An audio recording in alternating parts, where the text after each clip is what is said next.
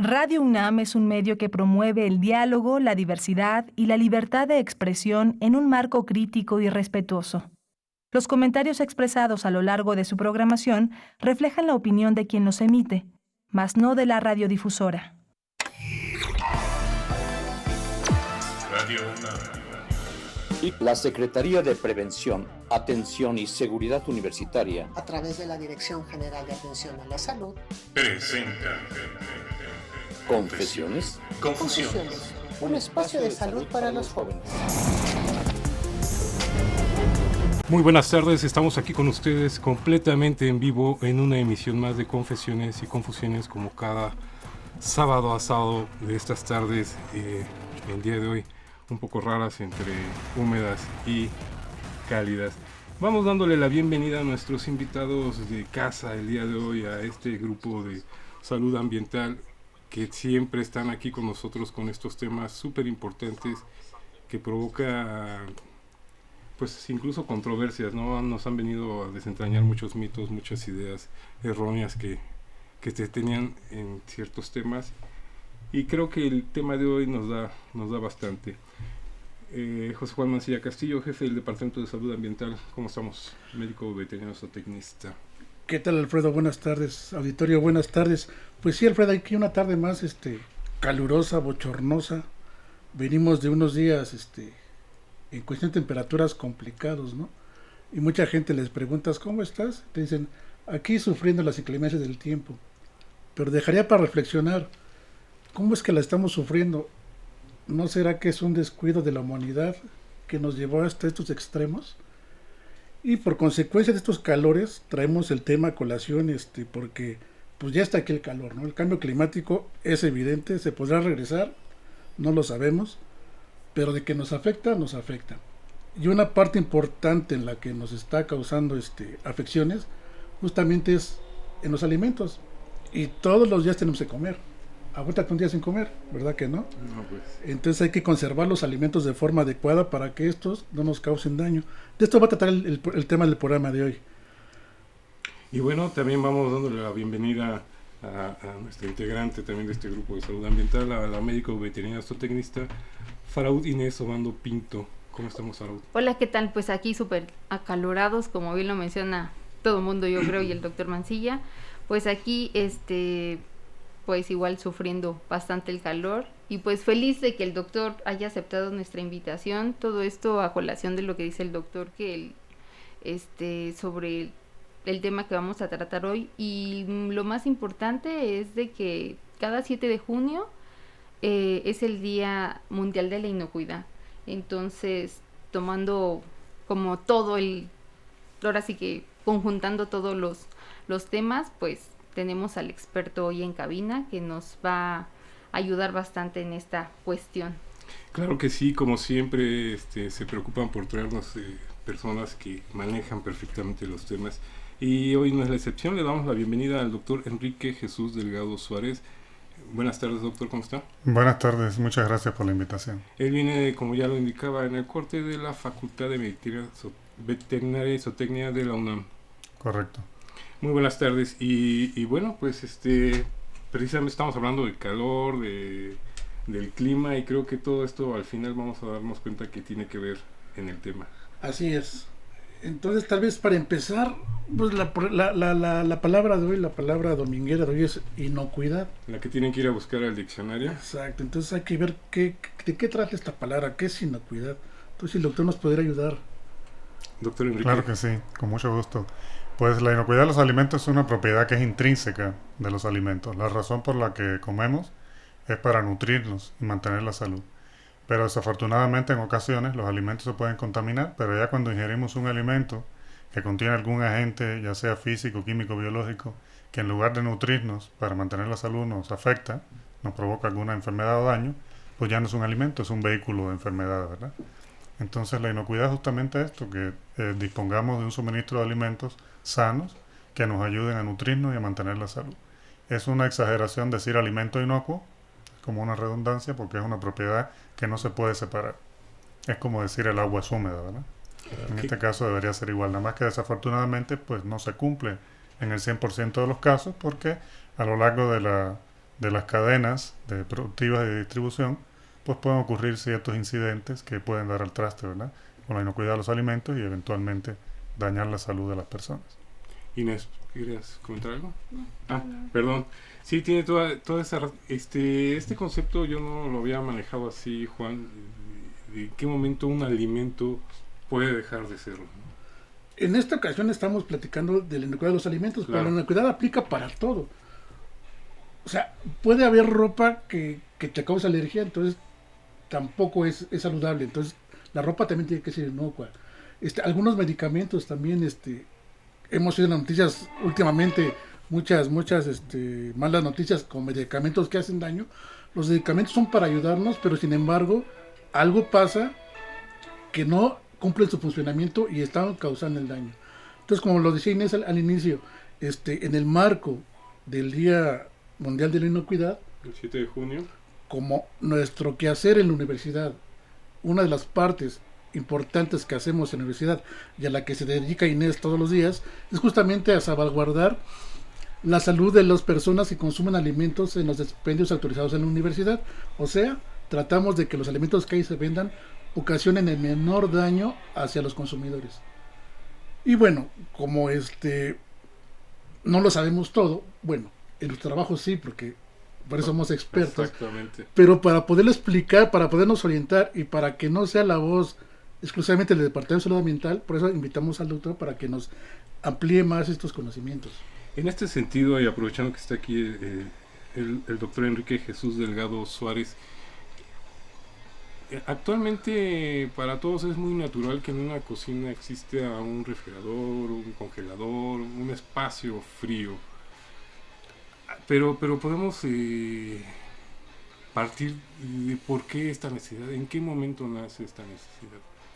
Sí, la refrigeración de los alimentos tiene como función, bueno, el origen inicial que se le dio, y es lo que ha facilitado mucho la industrialización de los alimentos, porque ahí cuando los alimentos se deterioran, se echan a perder debido a la actividad microbiana, digamos, una temperatura ambiente ocurriría a una velocidad muy rápida, y en refrigeración ocurren como en cámara lenta, es un proceso muy lento. Un alimento en refrigeración se va a terminar deteriorando, igualitito que uno que mantengamos a temperatura ambiente, la diferencia es la velocidad, ¿verdad? Y entonces esto dio un impulso muy fuerte a lo que es la industria de alimentos, porque permite conservar alimentos en grandes volúmenes durante tiempos más prolongados. Y eso es en parte lo que ha facilitado tanto la refrigeración como la congelación, esta globalización comercial también desde el punto de vista alimentario, que ha revolucionado por completo la vida, la cuestión social, a nivel social, porque no es nada más el intercambio de personas, también es animales, alimentos, de un lado al otro del planeta, y todo esto enriquece mucho el ecosistema. Y bueno, hablando de que por qué los alimentos también llegan a perder la inocuidad, pues tiene que ver con que todos aquí, digamos, los seres humanos fuimos de los últimos en llegar, evolutivamente hablando, somos los más jóvenes, y los microbios llevan millones de años antes de nosotros. Entonces toda esa ventaja que tienen, y estamos viviendo en el mismo ecosistema, y la refrigeración en ese sentido es una herramienta para lidiar con ellos y evitar que hagan las modificaciones indeseables, ¿no?, que ocurren en los alimentos, que básicamente son dos, que es echarlos a perder, o si el microbio es patógeno, que nos pudieran enfermar. También tienen cosas positivas, pero bueno, el objetivo inicial, principal de la refrigeración es detener el crecimiento, inhibir el crecimiento microbiano, si es refrigeración, y se detiene por completo si es congelación. Ya hemos platicado en otros momentos de estas famosas cadenas de frío. Sí, Alfredo. Mira, el doctor ahorita ha mencionado la palabra la frase echarlos a perder. Y es justamente esto, no es que el alimento por sí solo se echa a perder. Es el descuido del manejo que tenemos, el mal manejo que tenemos las personas, todos en casa, para que este alimento se empiece a descomponer. Y puede ser, a lo mejor tu refrigerador tiene rotos los empaques, y se te está afogando por ahí el frío. Entonces lo abres tu refrigerador y encuentras, no sé, tu comida echada a perder, pero no es porque se echó a perder solita. Hubo un descuido de una persona que no vigiló, o sea, te digo, tan sencillo como el empaque, o se fue la luz, no te diste cuenta, se fue la luz. Ahora hay refrigeradores muy, muy modernos que que pueden, Conservar. ajá, pero si los refrigeradores de los del año pasado o hace, no sé, 2 años, que no tienen estos nuevos sistemas, se te van a echar a perder los alimentos. La frase es muy coloquial, todo el mundo lo usamos para todo, pero hay que tener en cuenta que los por sí solos nos echan a perder. Bueno, el alimento por ser, por ser materia orgánica, como lo decía el doctor, la acción bacteriana la vamos a tener, como dice el doctor, el crecimiento bacteriano con el frío o con la congelación, ¿no? Pero el proceso natural de un alimento es que evolucione hacia la descomposición, la degradación de las células. Finalmente pueden ser fibras musculares o son proteínas, ¿no? Al final de cuentas. Estamos aquí con ustedes en Confesiones y Confusiones. Vamos a ir a un breve corte y regresamos. Estamos completamente en vivo. Continuamos aquí con ustedes en Confesiones y Confusiones completamente en vivo, agradeciéndole en los controles técnicos a don Jesús Ruiz Montaño. Perdón, Crescencio Suárez Blancas. Perdón, pero como siempre estamos todos aquí en comunión, se me va. Tenemos por aquí una llamada telefónica. Ya saben, pueden comunicarse con nosotros ya que estamos completamente en vivo. ¿Con quién tenemos el gusto? ¿Qué tal? Muy buenas tardes, Alfredo. Hola, Guillermo Carballido, a Radio UNAM. Doctor Guillermo Carballido, es un placer escucharlo a través de la vía telefónica. ¿Cómo ha estado? Muchas gracias. Pues aquí aprovechando la oportunidad del invitado, el tema me parece muy importante y me comunico tan solo para preguntar. Existen alimentos que están congelados y que una vez que se descongelan, se calientan, ya no es conveniente volverlo a congelar o a enfriar. Y bueno, ¿cuál sería la opinión al respecto? Y la segunda pregunta, hay alimentos que llevan algunos días guardados en el refrigerador y al sacarlos, la conveniencia de volverlos a poner a hervir para favorecer su consumo. ¿Algún comentario al respecto a favor y en contra de esta última condición? Pues era la única razón de mi llamado telefónico, Alfredo. Muchísimas gracias. Doctor, muy buenas tardes. Es un placer escucharlo. Ahorita escucharemos al experto a ver qué nos comenta. Precisamente. Muchas gracias. Saludos a todos. Hasta pronto. Que esté muy bien, doctor. Estamos aquí Adiós. en Confesiones, agradeciendo la llamada del doctor Guillermo Carballido, quien es también conductor de este programa y nos dejó algunas preguntas que precisamente por ahí íbamos a entrar ahorita en este segmento. Pues sí, justamente íbamos a hablar sobre las zonas de peligro, pero ya que el doctor nos hace atinadamente la pregunta, pues doctor. Sí, con gusto. Para atender un poquito la consulta una de las consultas que nos estaban haciendo, la razón de que los alimentos se deterioren por las bacterias, por los microbios en general, tiene que ver con las temperaturas. Decíamos cuál es la función de la refrigeración, es inhibir ese crecimiento, ¿verdad? Que se haga más lento para que el alimento dure en buenas condiciones, pues más tiempo. Hay un rango de temperatura, un intervalo que se conoce como zona de peligro, que es aquella por arriba de 4, o sea, de 5 en adelante, y por debajo de 60. ¿Por qué se reconoce esta zona como zona de peligro? Porque a estas temperaturas los microbios se multiplican rápidamente. ¿Estamos hablando de grados centígrados? Sí, en grados Celsius, sí. Grados Celsius. Sí. Entonces, por ejemplo, una bacteria en promedio se multiplica cada 20 minutos en promedio. Pudiera multiplicarse en ese intervalo de temperaturas. Y esto es lo que condiciona que, por ejemplo, si dejamos una leche fuera del refri de un día para otro, pues se puede echar a perder rápidamente. Porque si partimos de 1000 unidades formadoras de colonia o de células por mililitro, en 8, 10, 12 horas, pues ya eso alcanza millones, que es el número que se requiere, a partir de que tenemos alrededor de 10, 100 millones de células en el alimento por mililitro por gramo, ya se pueden percibir los cambios y las personas tienden a rechazarlo, ya o cambia el olor, o cambia el color, cambia el sabor, la apariencia, y eso conlleva el rechazo.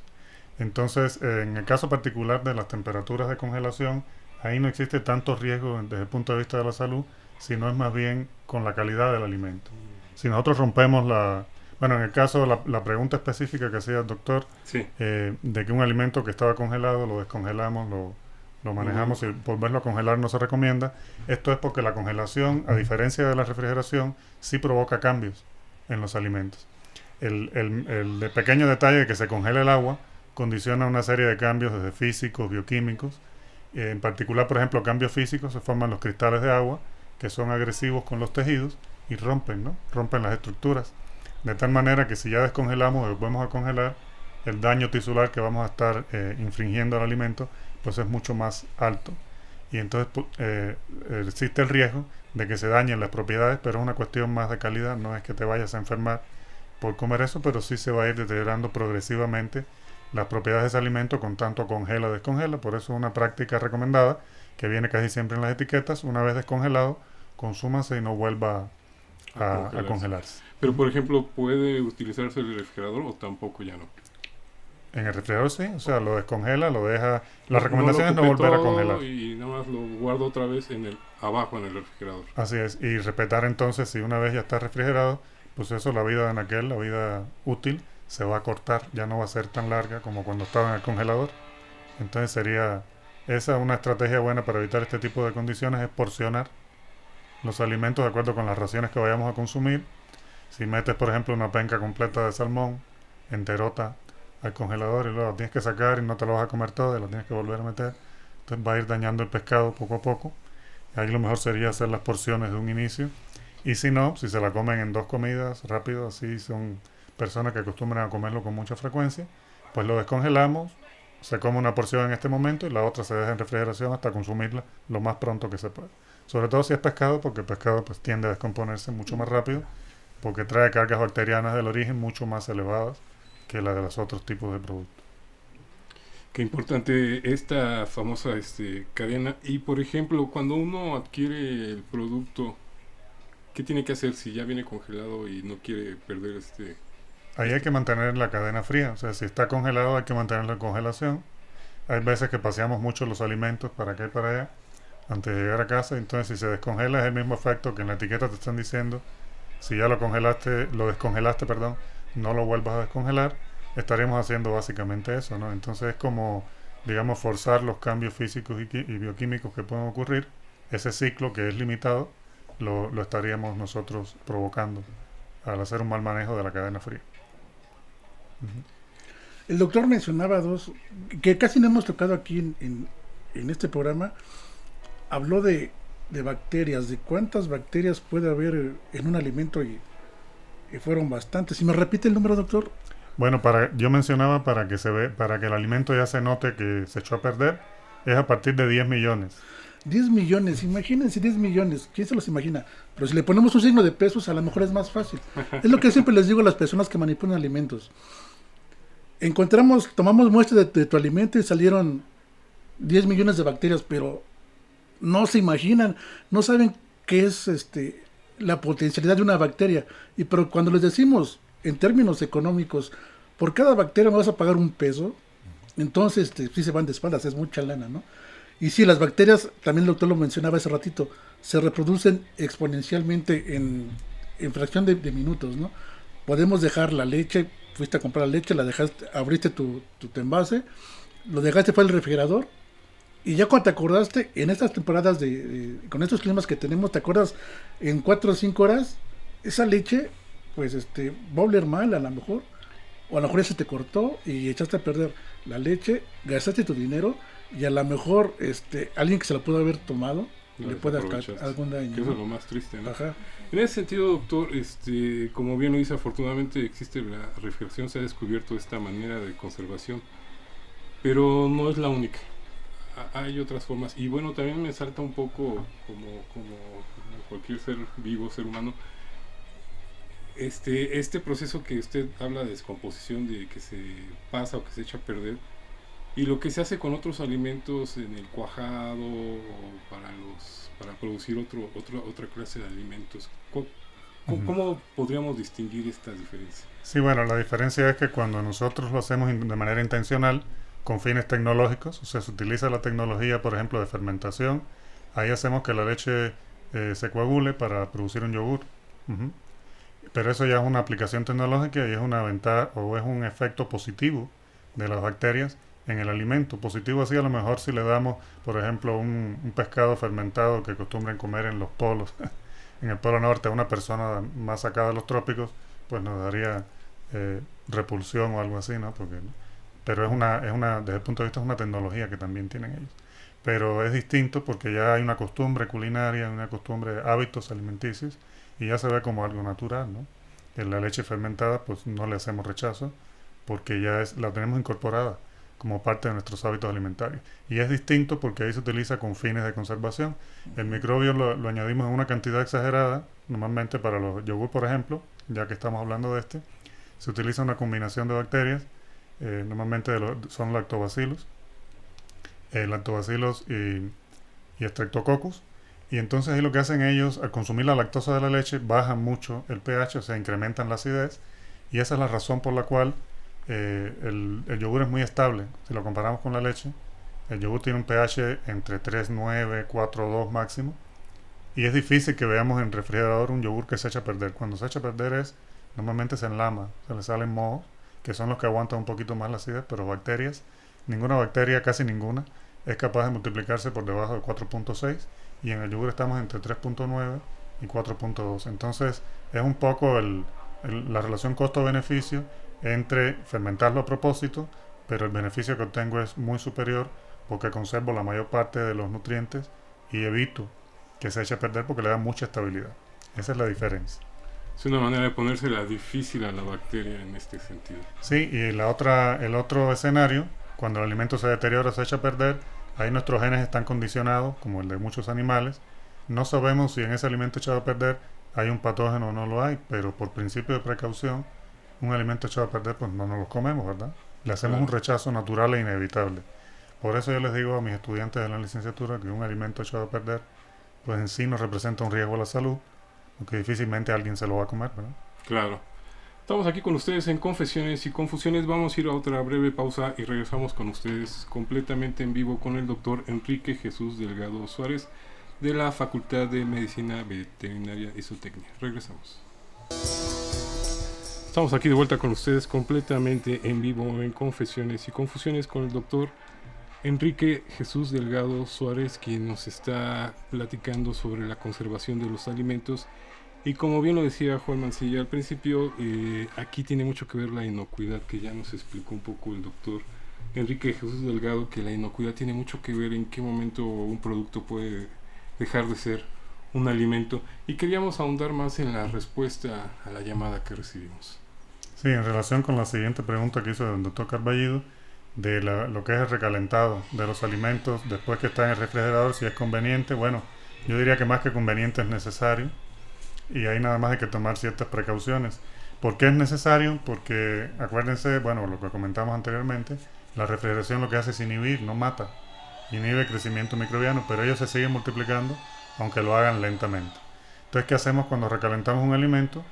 Volvemos a dar un tratamiento térmico, eliminando la mayor parte o casi todas las bacterias que están ahí vivas, las que se les llaman formas vegetativas, las que están ahí creciendo en el alimento, las vamos a eliminar con un calentamiento.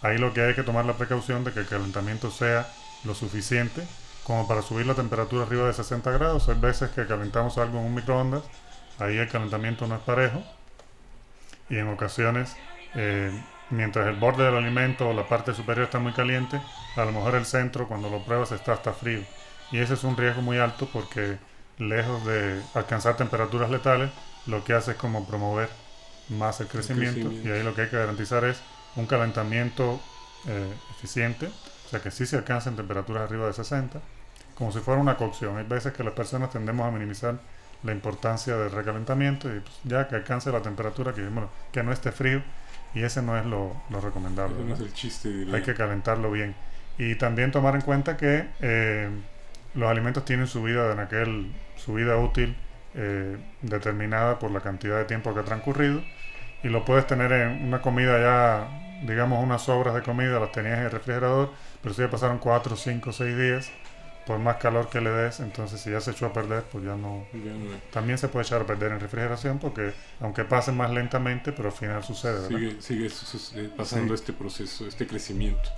Pero por ejemplo, y regresando a esta pregunta, como ya nos dijo, lo ideal es ir separando alimentos para no tener batallar entre si descongelo y vuelvo a congelar.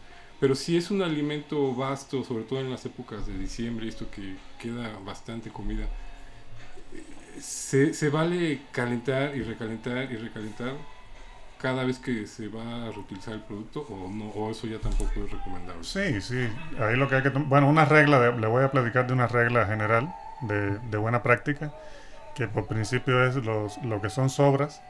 Si no las congela usted, porque si las congela se pueden durar más. Si están en el refrigerador, una regla de aplicación general es que no más de 3 días.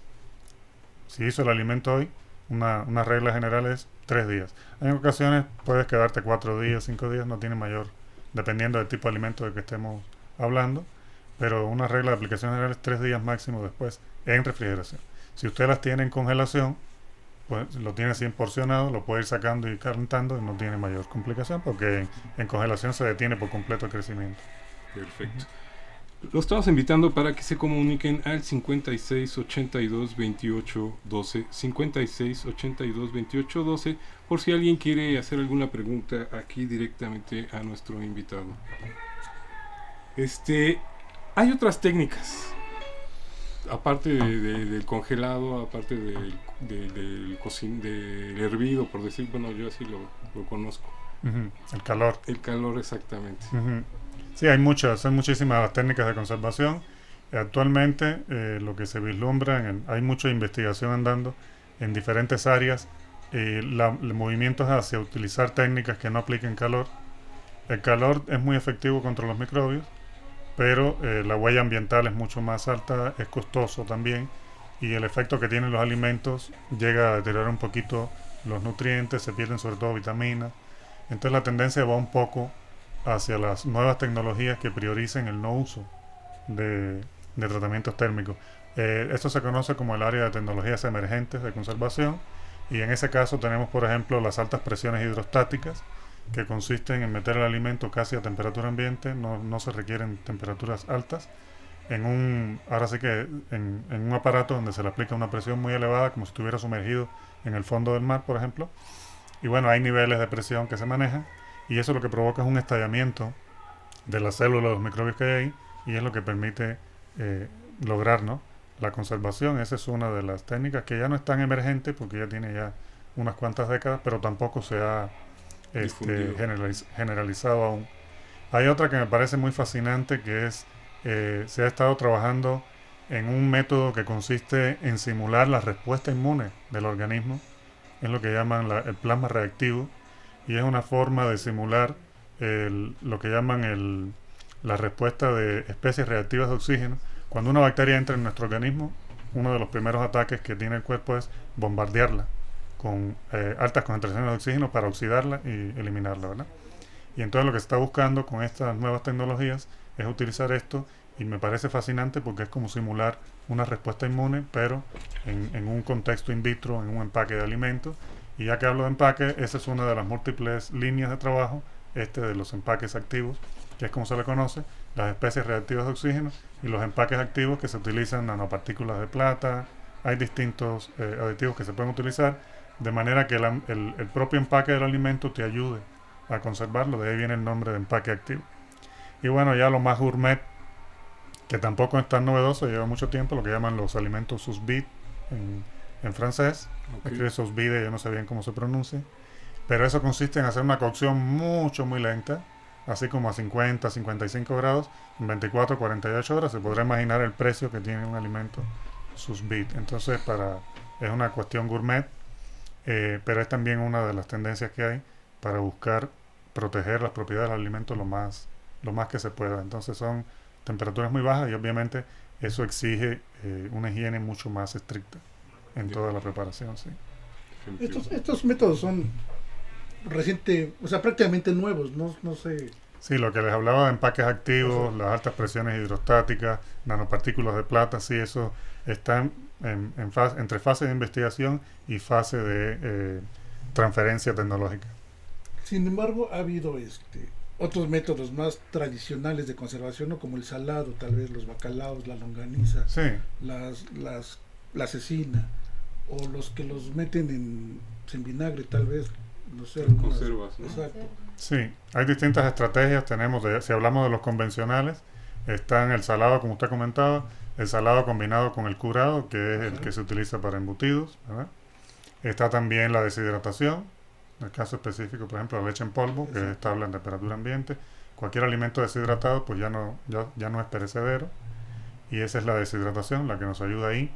Hablamos hace rato de la fermentación. Está el uso de aditivos químicos, que ese es un área muy amplia.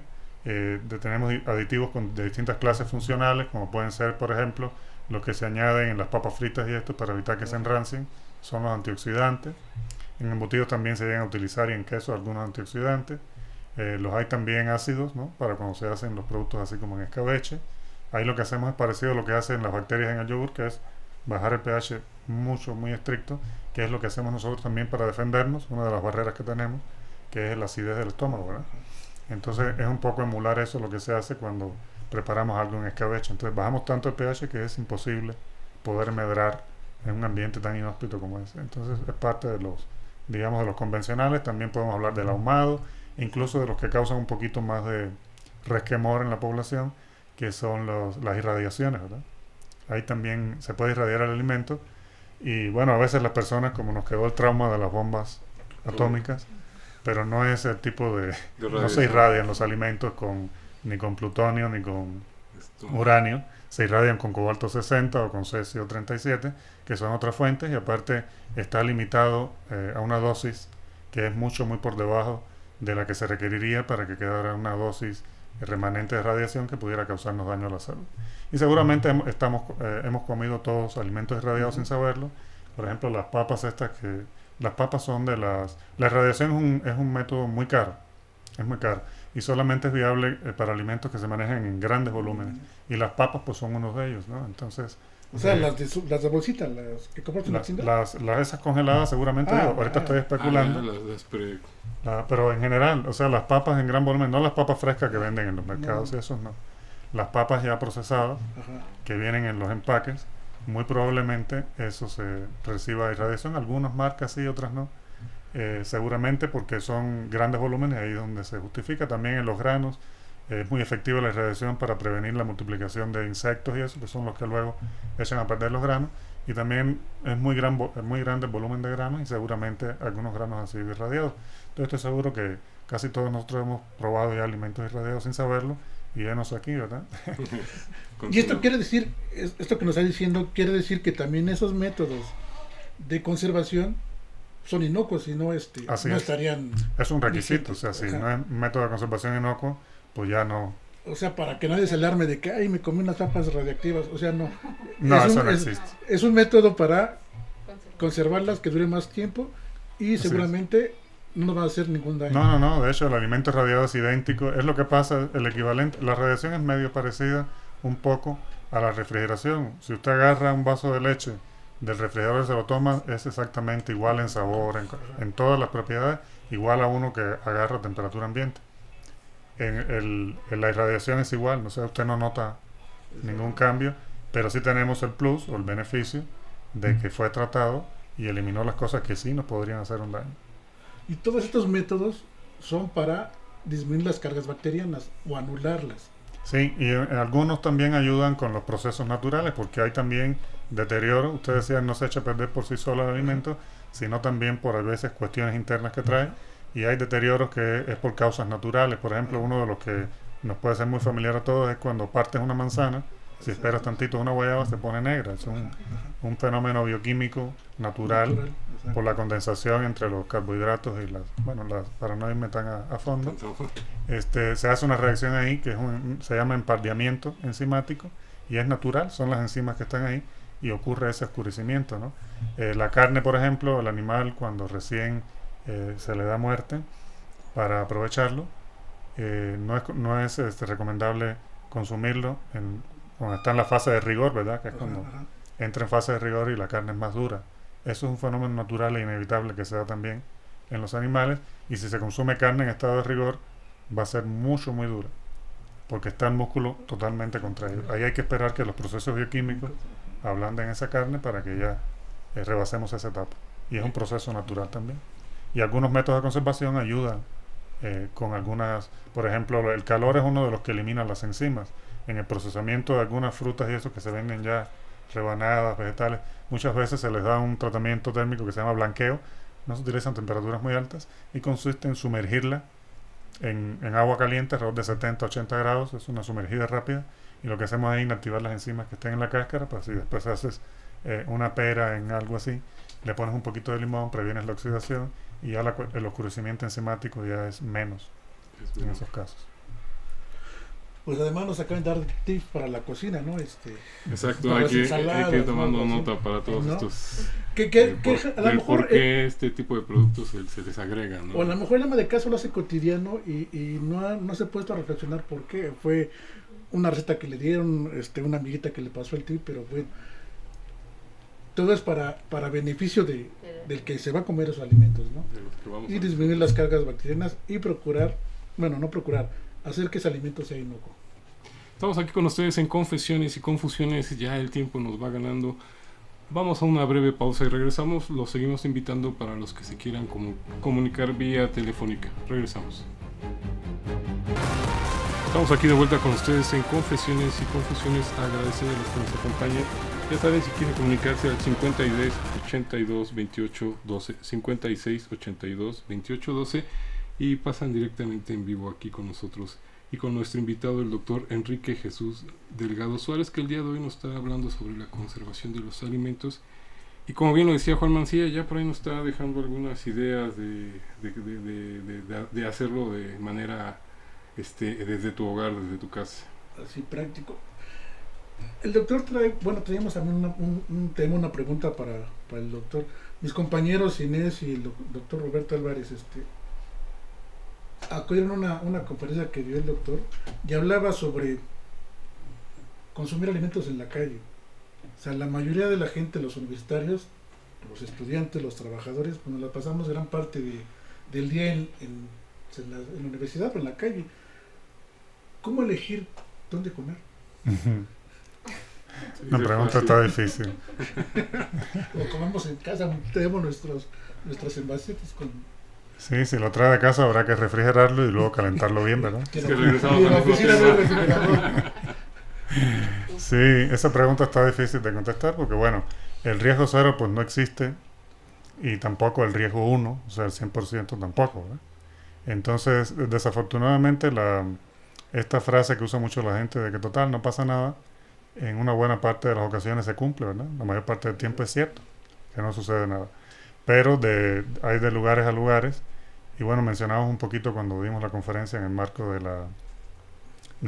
la exposición que había en el MUAC, ¿verdad? La semana anterior, que siempre existe un riesgo mayor cuando se come en estos tipos de puestos callejeros donde no existen las condiciones mínimas de higiene para lavado de manos, lavado de instrumentos, de utensilios que se utilizan ahí.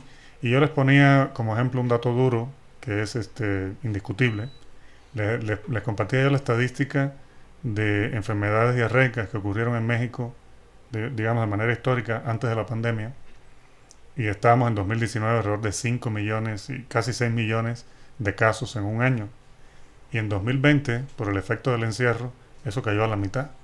Entonces comimos menos en la calle y ese dato ilustra, yo creo, desde mi punto de vista, de manera muy clara, el efecto que tiene, o el riesgo más bien, que implica comer en la calle. Y bueno, esto también está en línea con, durante un tiempo, entre 1998 y 2001, la Organización Panamericana de la Salud estuvo levantando estadísticas de la región latinoamericana con respecto a las enfermedades transmitidas por alimentos. Y bueno, eso terminó en 2001 porque el reporte era muy poco, pero sirvió, y más o menos coincide con lo que vemos en países desarrollados, sirvió para darnos idea de algunas de las cuestiones que más incidían en esto. Y curiosamente, la mayor parte de los brotes de enfermedades de transmisión alimentaria ocurren en el último tramo, o sea, ya sea en las casas o en restaurantes o en puntos de venta cuando hablamos de comida informal. La mayor parte de ellos, casi el 60%, y enlazándolo con los temas anteriores, y uno de los factores principales que influía ahí era el mal manejo de las temperaturas de almacenamiento, lo que incidía.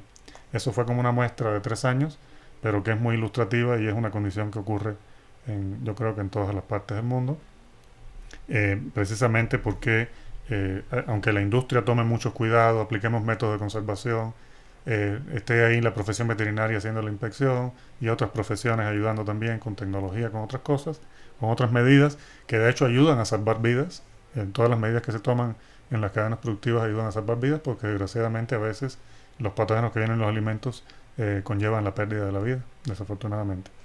Entonces, sí es necesario tomar la precaución, porque los datos hablan por sí solos, y esa tendencia o el riesgo más alto que hay en estos puestos pues es indiscutible, ¿no? A raíz de las estadísticas que estábamos nosotros compartiendo.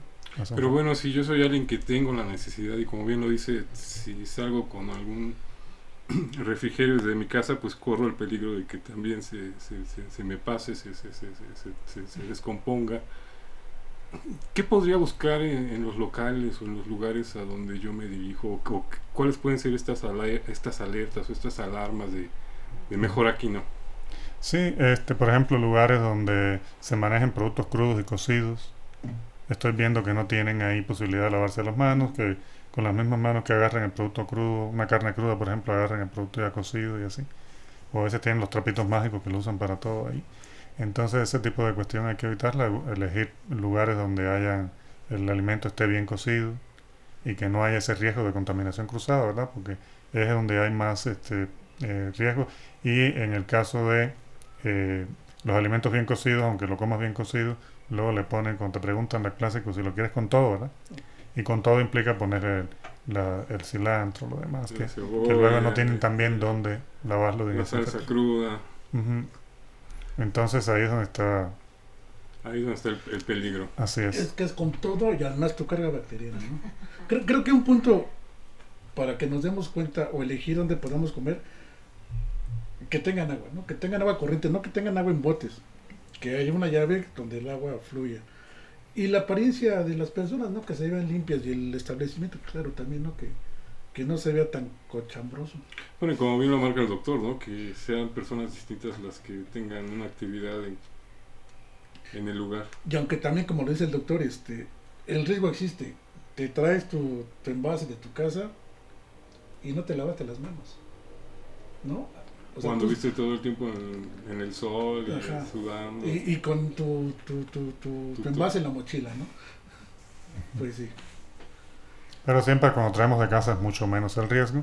Y si tenemos la posibilidad, bueno, los que trabajamos ahí tenemos un poquito mejor de condiciones, porque tenemos las áreas, y algunas sí cuentan con refrigerador y con cocinita para calentar. Entonces eso siempre va a ser preferible a comer en un puesto callejero. Ahí me comentaban en el MOAC que este señor, ¿cómo es que le dicen? El jinete de la muerte. El jinete de la muerte. Una persona que no es una persona en sí, es como una figura, como un carácter, que se encuentra por distintas zonas del campus, que vende los tacos de canasta con una salsa. Y bueno, quién sabe, ahí a lo mejor es seguro, a lo mejor no es seguro. Ese es otro gran tema. Bueno, aquí tal vez como comercial para nosotros y para el público que nos está escuchando, tenemos a la doctora Inés, que es quien se encarga de la revisión de los establecimientos autorizados por patrimonio en la venta de alimentos. ¿Dentro de la universidad? Dentro de la universidad. La doctora sale todos los días a hacer revisiones, se toman muestras de las manos de las personas que trabajan, se toman muestras de las superficies, se toman muestras de los alimentos, y la doctora determina a quién hay que cortar las manos o a quién se les premia. Yo creo que algo importante, que como bien tú lo marcas, de estos lugares autorizados, como bien lo dices, pues es porque cuentan con las condiciones mínimas necesarias, ¿no? Del agua corriente, exacto, electricidad, refrigeración, que es básico, ¿no? Como bien lo marcaba el doctor, si vemos que se están enjuagando ahí en la misma cubeta que enjuagaron el trapito, y es el mismo que fue para...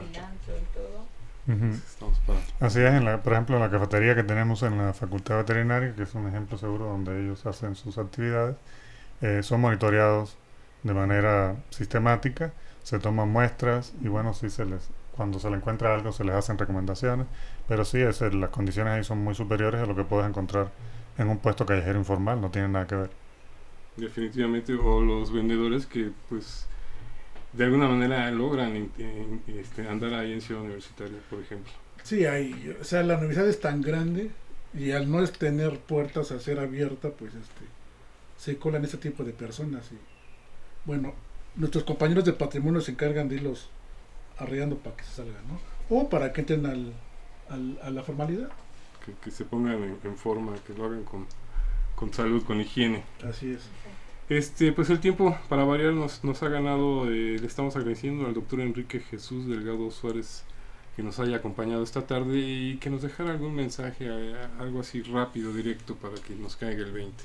Sí, bueno, yo creo que un mensaje que se puede sacar, retomando esta última parte que estábamos hablando, es ganar conciencia de los riesgos que implica estar consumiendo y que, bueno, si hay personas que están haciendo ventas informales dentro del campus, nosotros le compramos, estamos fomentando ese tipo de prácticas. Entonces la educación para la salud es importante.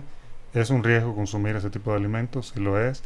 El impacto que puede tener a nivel social no es del todo percibido de manera correcta, porque eso implica pérdidas de días de trabajo. O sea, se pierde la calidad de vida, porque no es nada más que me enfermé, entonces que no pude ir a trabajar. Si por casualidad me tuvieron que hospitalizar, entonces ya son gastos hospitalarios, gastos de tratamiento médico. Entonces el impacto social va mucho más allá de que tuve un percance en un día específico, ¿verdad? Y la suma de todos esos poquitos es lo que da la estadística epidemiológica preocupante. Y bueno, me gustaría cerrar con esto, que es uno de los mitos que hay, de que el mexicano tiene un estómago más fuerte. En el MUAC les ponía yo el dato duro, comparando la incidencia de enfermedades diarreicas en países desarrollados como Europa, Estados Unidos, que es casi entre 4 y 5 veces inferior a la que se observa acá. Entonces no es que el mexicano tenga un estómago más fuerte, realmente sí nos perjudica. Lo que pasa es que no tenemos una estadística tan buena para saber realmente el número de personas que está siendo afectada a diario, y lo percibimos como que realmente no lo vemos como un problema nosotros. Pero eso sí, andamos con agruras, con molestias estomacales, pero no es el alimento, es otra cosa. Hay que cuidarse. Muchísimas gracias, doctor Enrique Jesús Delgado Suárez. Y también estamos agradeciendo a todo el equipo de salud ambiental a cargo del médico veterinario zootecnista José Juan Mancilla Castillo. Gracias, Alfredo, pues el tiempo nos gana. Exactamente, Farud Inés Obando Pinto, que también anduvo por aquí. Muchísimas gracias. Muchas gracias doctor, por aceptar la invitación. Y a Roberto Carlos Álvarez, que también está pendiente, como siempre. Les agradecemos a este gran equipo porque se logran estos grandes programas que nos dejan mucha información para cuidarnos. Ese es el objetivo. Don Jesús Ruiz Montaño, la voz de Radio UNAM, y Crescencio Suárez Blancas en los controles técnicos. Le mandamos un abrazo a todo el equipo de Confesiones y Confusiones. Juan Carlos Osornio en continuidad. Se despide de ustedes Alfredo Pineda. Hasta la próxima de Confesiones y Confusiones. Radio UNAM. Y la Secretaría de Prevención, Atención y Seguridad Universitaria, a través de la Dirección General de Atención a la Salud, presentaron Confesiones, Confusiones. un espacio de salud para los jóvenes.